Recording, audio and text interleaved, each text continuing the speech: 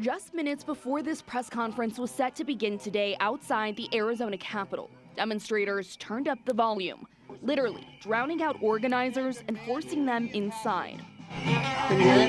Once inside, Pinal County Attorney Brad Miller made his case, highlighting his office's role under the 287G task force model, a designation no other county agency in the state currently holds. It means investigators are able to perform some of the same duties as federal immigration enforcement.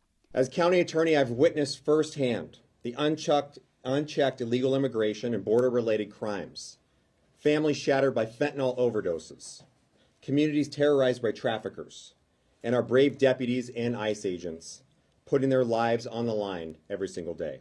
Miller says a new bill would strengthen penalties against those who interfere with officers during lawful arrests.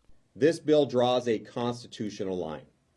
Observe, record, question, but do not physically obstruct, threaten in ways to heighten danger, or interfere with lawful arrest. Even as local officials defend their partnership, outside critics argue that focus ignores broader concerns about ICE's tactics, concerns echoed in national polling released last week.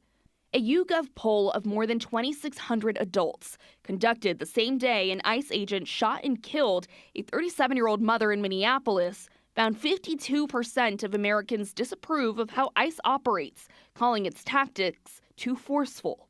We've been contacting the builders, small businesses, and community members in Pinal County, and basically they're not happy with what Brad Miller is saying.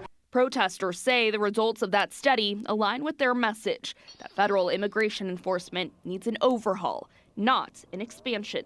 I think that protests will continue to happen until actual change happens. We've seen that they're effective and they're necessary.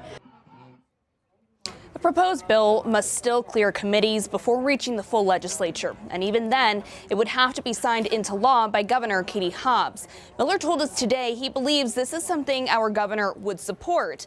I reached out to her office for a response, and she declined to comment. All right. Alexis, ICE has always been a controversial agency, and it's especially polarizing here in Arizona at the moment. That's right. Supporters today really highlighted Pinal County's unique role working with federal immigration authorities under the 287G model. But opponents, much of which it aligns with the national public, who, according to that poll and really most recent polls, say ICE is increasingly becoming controversial and its tactics are too aggressive. People have very different opinions on this. Alexis, thank you.